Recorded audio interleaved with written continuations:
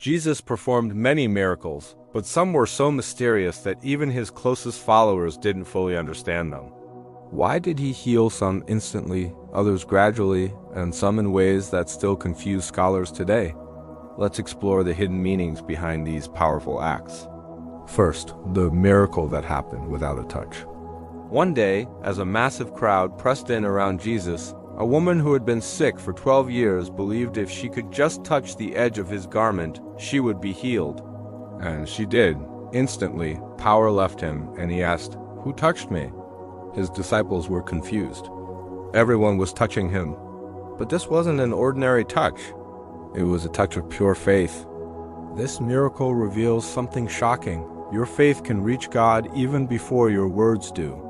It's a direct line, an immediate connection that transcends spoken prayer. Next, the healing done in silence.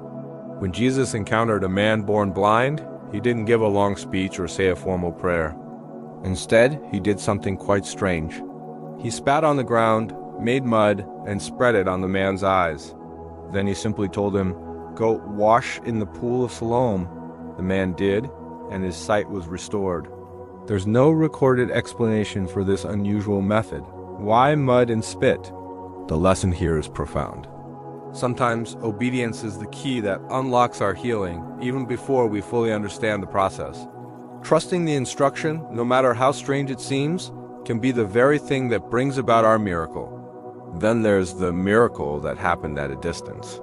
A Roman centurion, a man of great authority, came to Jesus with a desperate plea. His servant was at home, paralyzed and suffering terribly. He begged Jesus to heal him. Jesus offered to go to his house, but the centurion's response was astonishing. He said, "Lord, I do not deserve to have you come under my roof, but just say the word, and my servant will be healed." Jesus was amazed by this man's faith. He declared the servant healed, and at that very moment, miles away, the servant was made well. This miracle proves something incredibly powerful. Distance means nothing to God. When true faith is involved, geography is irrelevant. His power is not limited by physical presence. Now, consider the miracle that took time. Not all of Jesus' healings were instantaneous. When he came to Bethsaida, people brought a blind man to him. Jesus led him out of the village, spat on his eyes, and laid his hands on him. Then he asked, "Do you see anything?" The man looked up and said, "I see people. They look like trees walking around." His sight was only partially restored. So, Jesus laid his hands on the man's eyes a second time. After that, his eyes were opened, his sight was restored, and he saw everything clearly. Why not heal him all at once? Because sometimes God reveals his work step by step. The process is just as important as the result. It's a way to strengthen our faith and deepen our trust, not just to quickly fix our problems. And what about the miracle that looked like a failure? Jesus' friend Lazarus was sick. His sisters, Mary and Martha, sent a message, urging Jesus to come quickly. But Jesus waited. He deliberately delayed his arrival for 2 days, and by the time he got there, Lazarus was already dead and had been in the tomb for 4 days. To everyone watching, to the grieving sisters, to the mourning friends, it looked like Jesus was too late. It seemed like a failure. But resurrection is only mysterious until God shows up. Jesus called Lazarus' name, and he walked out of the tomb, alive. This teaches us that God's timing is perfect, even when it looks like all hope is lost. Finally, the miracle that changed everything.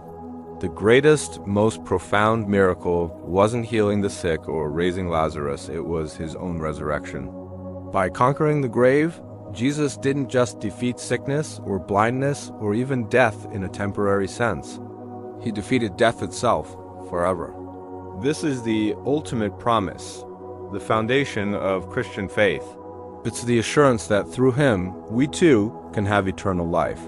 These miracles weren't just random displays of supernatural power. They were messages. Messages of hope, faith, and divine love, carefully crafted for you and for me. They tell us that God sees you right where you are. He hears your quietest pleas, and he is still working in your life, even when you don't understand how or why. His methods might seem mysterious, but his love is always clear. Which of these miracles speaks to you the most today? Let me know in the comments below. I'd love to hear your thoughts. Thanks for watching, and if this message resonated with you, please consider subscribing for more content like this.